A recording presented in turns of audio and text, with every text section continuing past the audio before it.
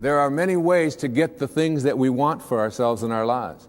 But basically, it all begins with how we choose to think.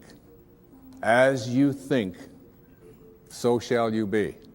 7 little words that I think are perhaps the most important things that we can learn and master in our lives. This old proverb notion that I become what I think about all day long. And once you know that what you think about is what expands, you start getting real careful about what you think about.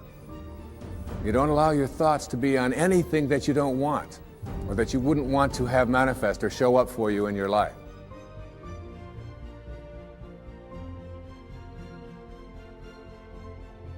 The second thing that the ego teaches us is that who I am is not only what I have, but who I am is what I do, what I accomplish. And so we spend a big hunk of our lives believing that the way that we become, quote, successful, happy, fulfilled, self-actualized, whatever it might be, is on the basis of what I accomplish, what my resume looks like, how many promotions I get. And so we send our children off to school and we ask them to learn to identify themselves on how much they get and what they accomplish. Your grades become more important than what it is that you are studying. What you own, what clothes you wear, what labels you have, and so on. And we become obsessed with this kind of absurdity. And this is the false self at work.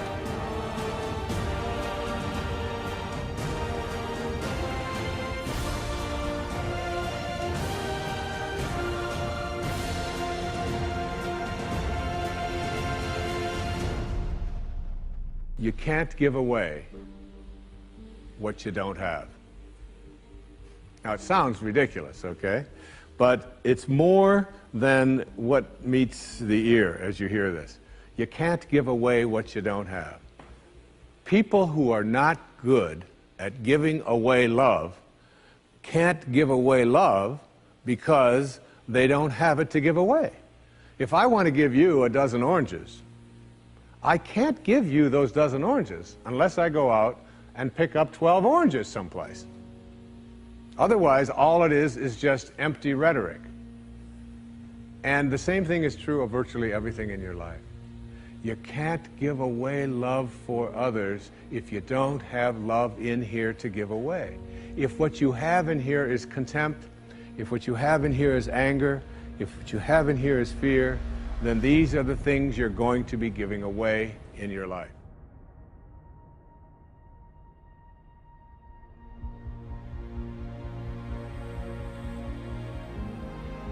Have a mind that is open to everything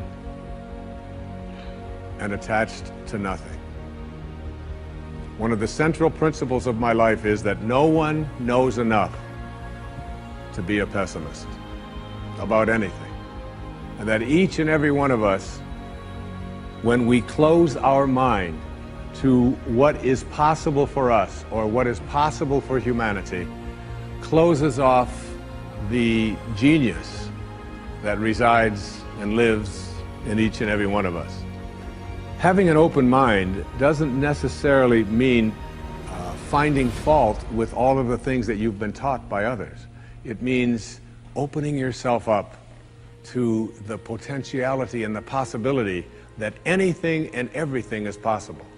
So having a mind that is open to everything and attached to nothing really means finding within ourselves the ability to get rid of a trait that I find so common in the contemporary world. Do you know that most people that I meet spend their lives looking for occasions to be offended? They actually are out there hoping that they can find some reason to be offended. And there's no shortage of reasons. They're out there everywhere. The way this person dressed, what this person said, they turn on their TV, they hear the news, they're offended by this. Someone used language that they didn't like. Someone doesn't share the same customs that you. And people all day long, in fact, if you keep track tomorrow, you will find probably 100 reasons that you can go around being offended. But a mind that is open to everything and attached to nothing is a mind that says, I'm never looking for anything to be offended by. And that whatever anybody else out there has to say, my response to that is, that's an interesting point of view. I've never considered that before.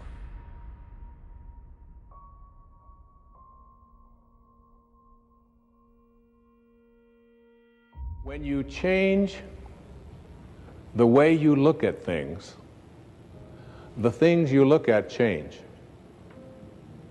Albert Einstein once observed that you have the most fundamental and major decision that you have to make in your life is this: do I live in a friendly or a hostile universe? Which is it? Is it a universe that is filled with hostility and anger and people wanting to hate each other and people wanting to kill each other? Is that what you see? Because when you see the world that way, that's exactly what you will create for yourself in your life. This is from great scientific minds. And the interesting thing is that this is not just a clever play on words, that when you change the way you look at things, the things you look at change. It's actually a very scientific thing, and I'm going to show you that in just a moment. I'd like you to imagine the following scene. You're in your house. You've got your car keys in your hand. The lights go out. Power failure. You can't see a thing. You stumble around in your living room and you drop your keys.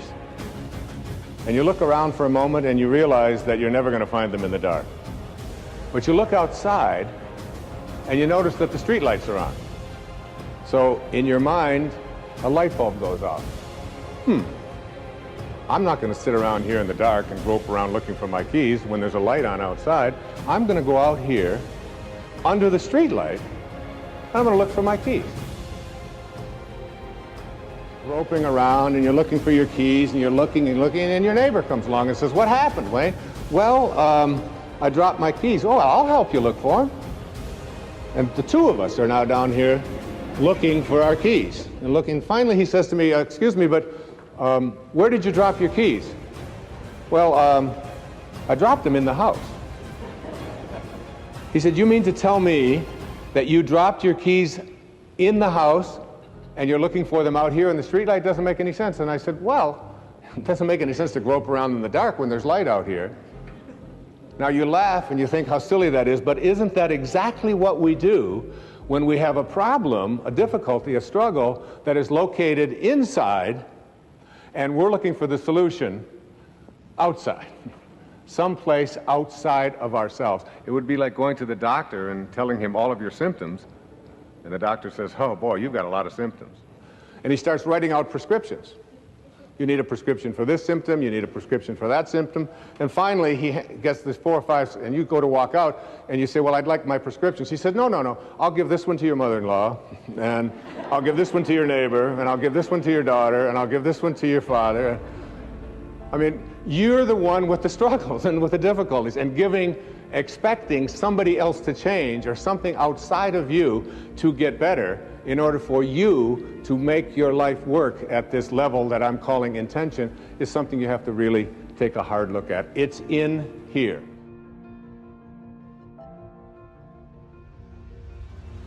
There are no justified resentments. And this is a very difficult principle for many people to get, but one that I believe very strongly in.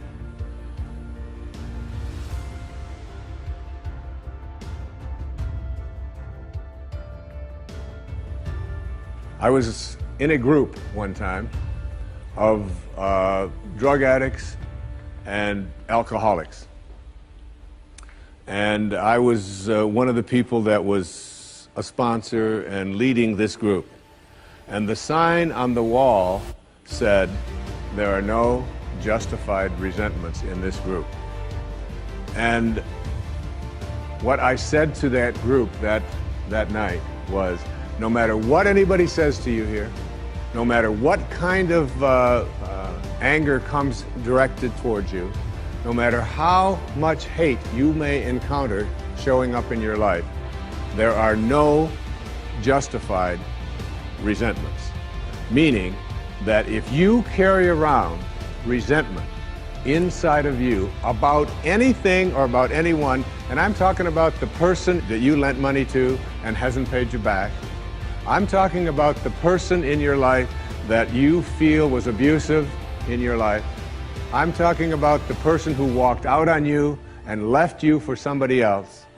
I'm talking about all of the things that you have justified in your heart and in your life that you have the right to be resentful about.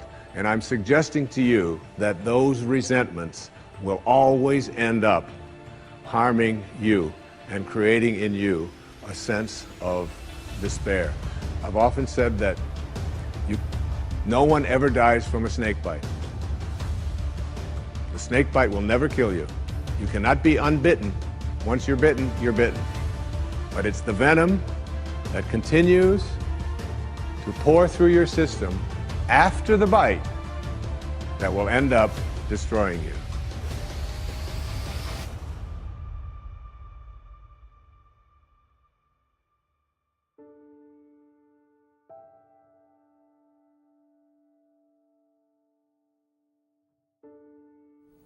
And the wake comes from a story that I heard Alan Watts tell one time, and it was a very powerful story.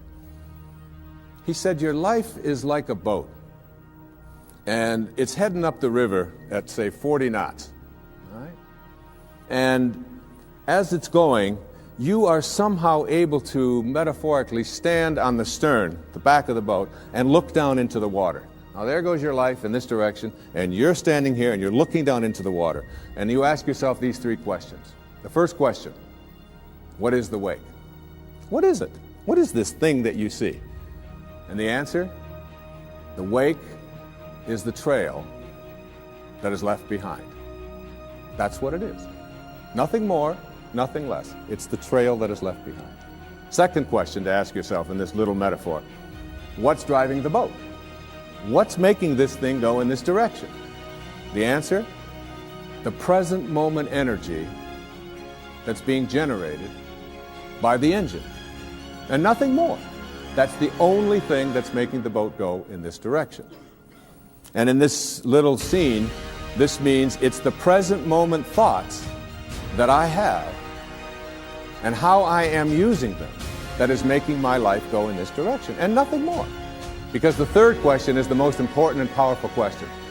And ever since I heard it, I've always thought about this whenever I have a tendency to look back here and blame something.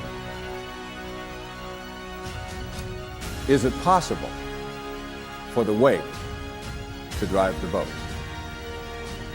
That is, can a trail that is left behind make a boat go in this direction? And of course the answer to that is no, it can't. It's just a trail that is left behind. And in that trail, there are an enormous number of things, and every one of us has a wake. And we have a whole lot of stuff in it. And one of the problems that we have is that we have a tendency to look at the wake and all of the stuff that's in it to explain why it is my life isn't working the way I would like it to work.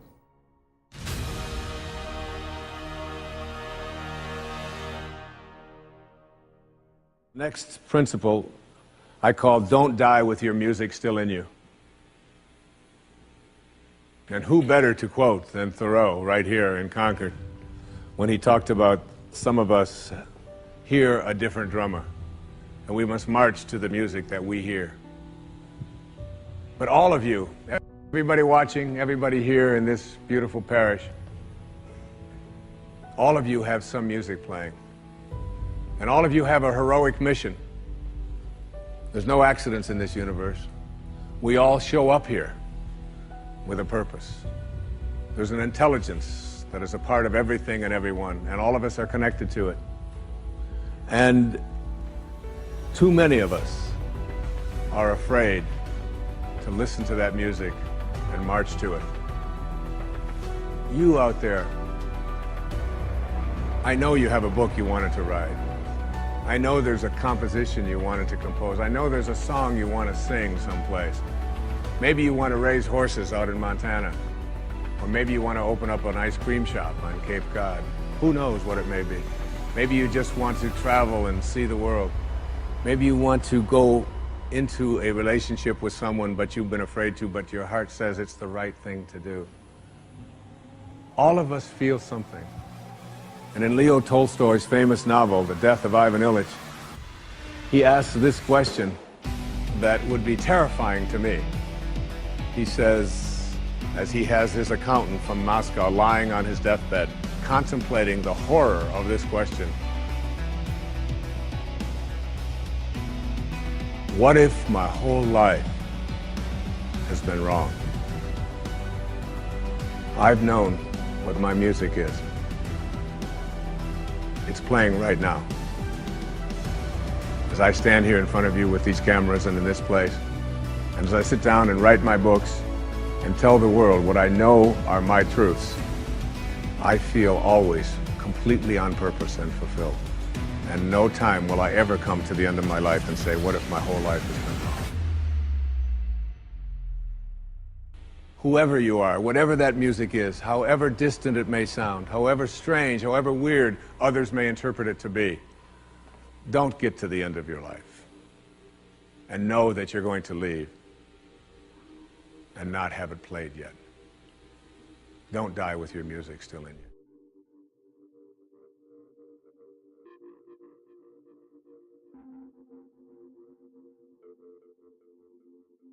Your higher self wants you to be at peace. Your ego wants to keep you in a state of turmoil in order to maintain its mastery and control over your life. You've probably listened to your ego most of your life. The result of listening to ego is that most of us allow ego to talk us into choosing dominance rather than tolerance as our style of interacting with life.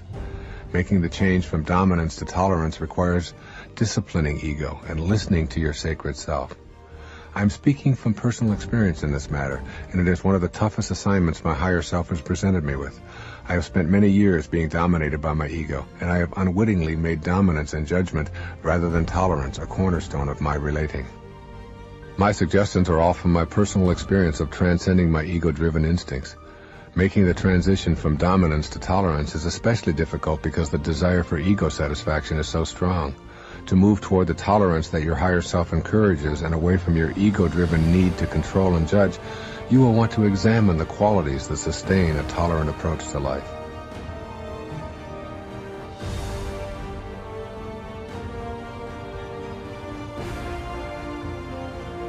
To become more tolerant and less controlled by your false self, start practicing being satisfied with what is.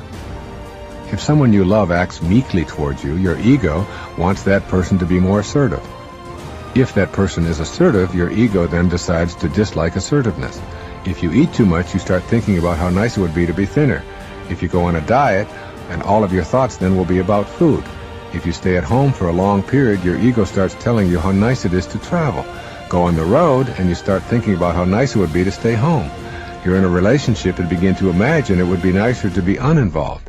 You're not in a relationship, and you start wanting to be in one. Your children are running around the house, and you start thinking about escaping. You aren't at home, and your ego starts having you think about nothing but your children. If you identify with this kind of inner dialogue, rest assured that ego has temporarily separated you from your sacred self.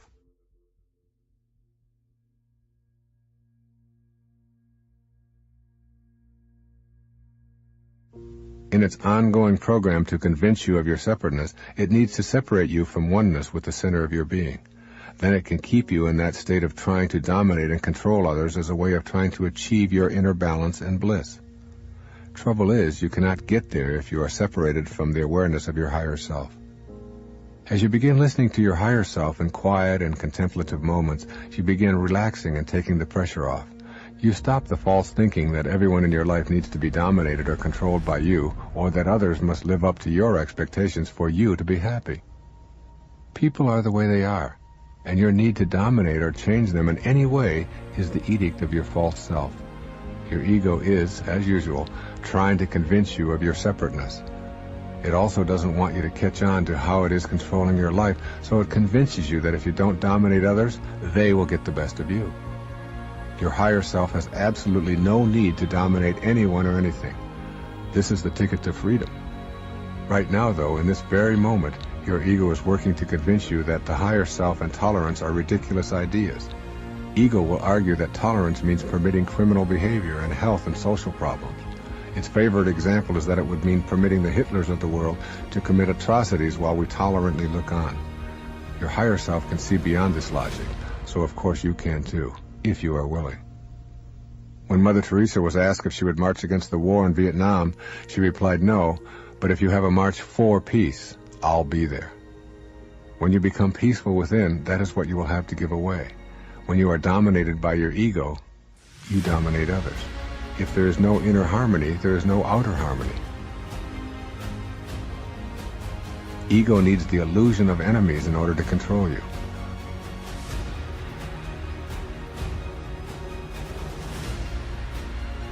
When you are controlling others, it is because you have permitted ego to be in control. The paradox here is that you will affect the world in the ways that you wish when you cease trying to improve conditions with intolerance and judgment. It is only when you are not controlled by ego that you can choose to not control others. What you believed was power when you dominated others was actually the external activity of ego controlling you. Your impact on the world at large begins with the smaller world of yourself. You will foster freedom and peace when you are free of ego's control and know the peace of your higher self traveling the path of the sacred quest. One of the first steps along your path is learning tolerance by practicing seeing the world as it is, rather than as you demand it to be.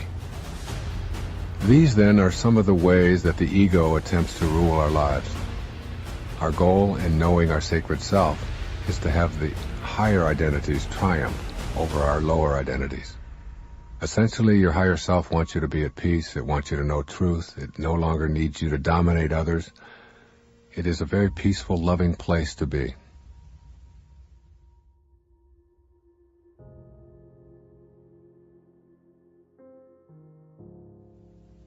At this point, I would like to have you stop looking at how you can get your own sacred self in order and begin to look at how the world can do this as well. When we have a world of people who are radiating outward the kinds of things I've been talking about throughout this tape, you'll begin to see a whole new world order, one that is not dominated by a world ego.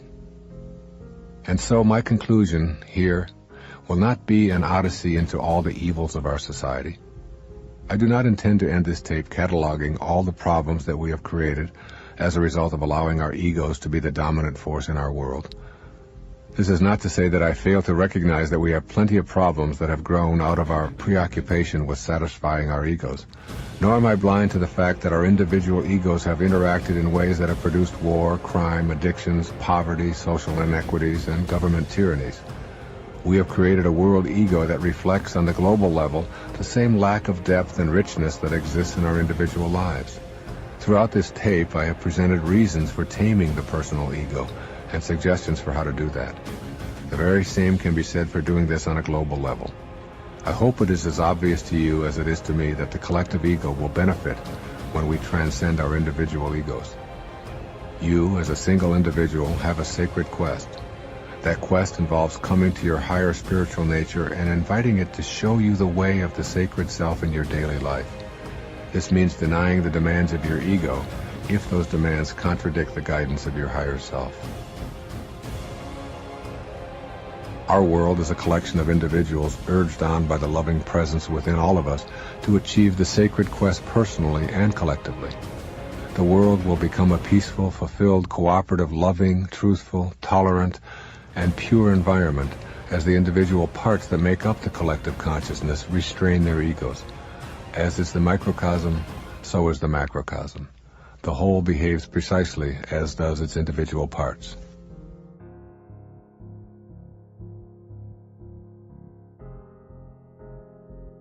Many people I speak to tell me that they feel powerless to affect the global community. They believe that, given the scope of the world's problems, their efforts are so infinitesimal as to be insignificant. They simply are not seeing that it is precisely through a change in individual consciousness that the world will be transformed. All of the problems that we face as a group reflect those we have individually.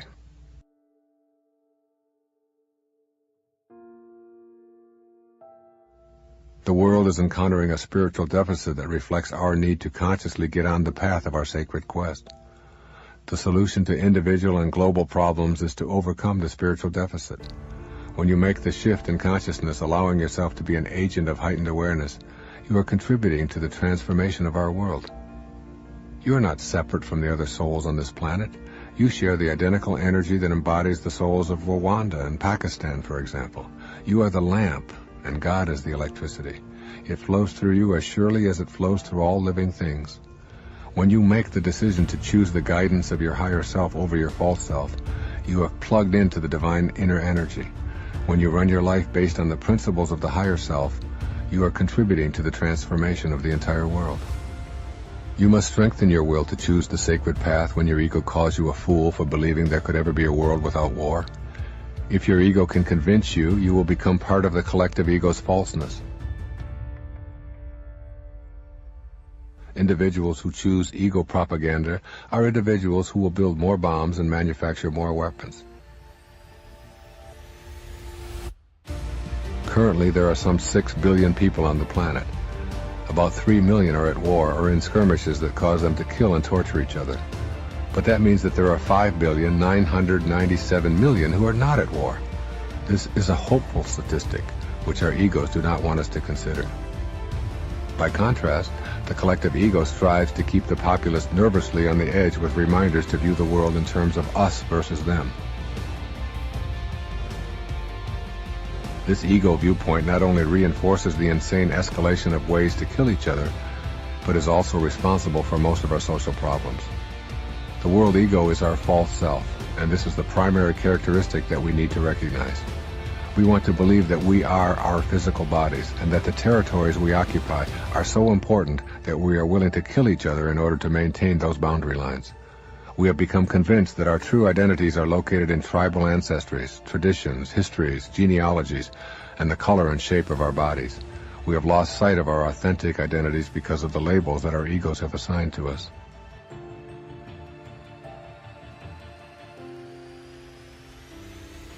Our egos have coalesced into a worldwide false perception of ourselves based on an unwillingness to know our true spiritual nature. Although all of our spiritual leaders have reminded us of our divinity and implored and even commanded us to love one another, the world ego has won this battle and produced ancient enmities and uncountable horrors in the long history of humanity. The spiritual solution to the major problems that face the world is to bring into positions of power those who are not motivated and driven by their egos, but see the collective good as their primary objective. We need leaders who do not manifest primitive tendencies of consciousness such as hate, envy, greed, bloodthirstiness, and intolerance, but are grounded in love, tolerance, truth, and purity. As you travel the path of your sacred quest, you will help to dispel the absurdity of specialness that the ego so assiduously promotes. You will see an end to this kind of thinking in your life and on a worldwide scale as well. The higher part of ourselves that I have talked about on this tape reacts to a vision that is infinite. This is assuredly not the vision of the ego.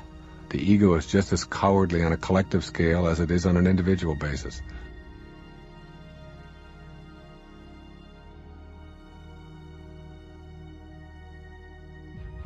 The world ego is frightened of a mass appeal to overcome our spiritual deficit. When people face inward and embrace a more loving perspective, the power of the sacred self will create change not only in the community but in the entire world as well. The world ego will do all that it can to prevent this kind of inner approach. It will ridicule those who promote meditation, peaceful demonstrations, and the love of God as a way out of the morass of social evils. The collective ego convinces itself that money makes it special, and thus it will throw dollars at any problem and pride itself on the undertaking. Consume, consume, consume. More is better. The more you accumulate, the fancier your toys, the bigger your shopping malls, the more petrol that you use in your automobiles, the more successful you are. It is a push away from peace toward a style of consumerism and capitalism that is defended as the way of civilization. Yet your higher self knows there is no peace in the more is better.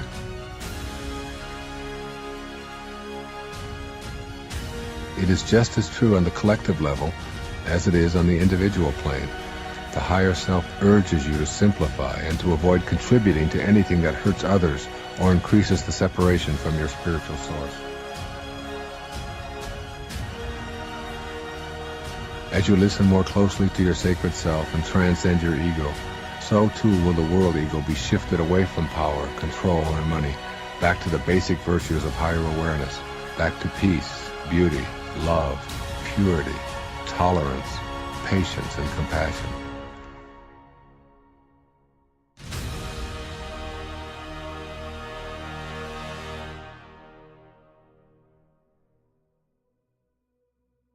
This does not mean that the benefits of technology cannot be enjoyed. It means that the ego will not be the motivating force in our lives.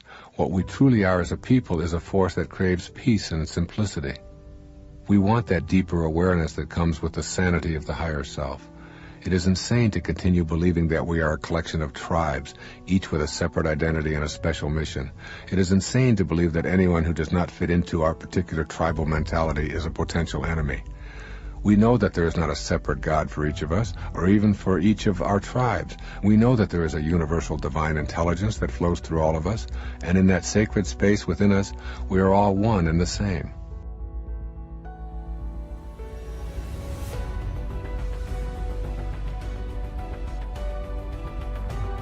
We know that the best within us is love, kindness, and compassion.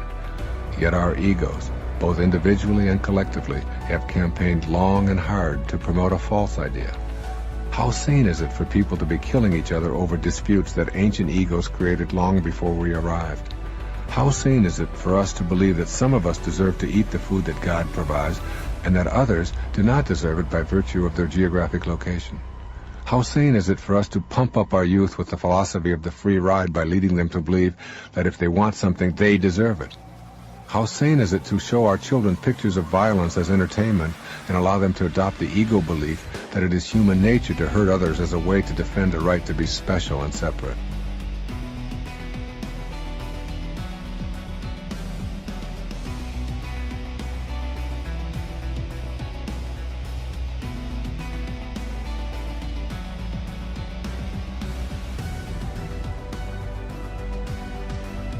As our higher selves begin to triumph over ego in the daily decision-making of our lives, we will truly be making progress on the path of the sacred quest for all of humanity.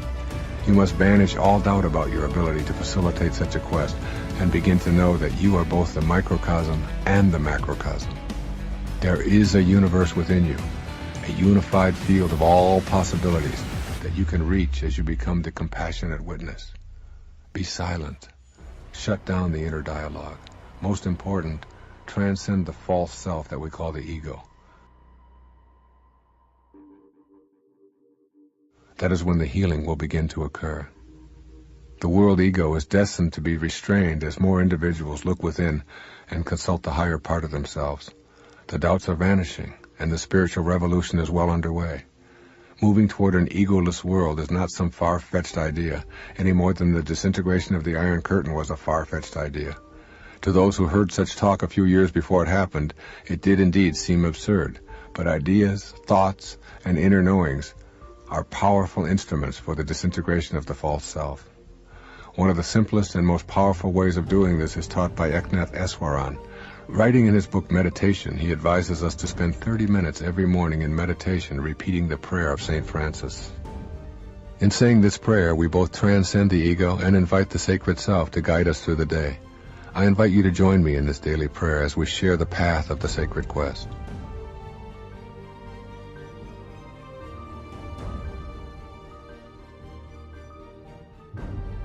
The prayer of St. Francis goes like this. Lord, make me an instrument of thy peace. Where there is hatred, let me sow love. Where there is injury, pardon. Where there is doubt, faith. Where there is despair, hope. Where there is darkness, light. Where there is sadness, joy. O Divine Master, grant that I may not so much seek to be consoled as to console, to be understood as to understand, to be loved as to love. For it is in giving that we receive. It is in pardoning that we are pardoned. It is in dying to self that we are born to eternal life.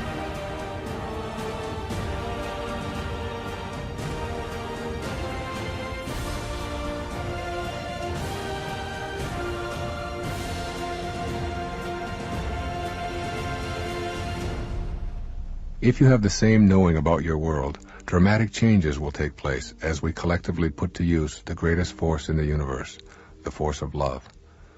It seems only fitting to quote my spiritual teacher, Nisargadatta Maharaj, as I close this tape. He reminds us of the simplicity of creating a society that is based on spiritual principles. He puts it this way: "My stand is clear. Produce to distribute. Feed before you eat. Give before you take. Think of others before you think of yourself. Only a selfless society based on sharing can be stable and happy. This is the only practical solution. If you do not want it, then fight. I want it. I encourage you to do the same. God bless you, and thank you for listening."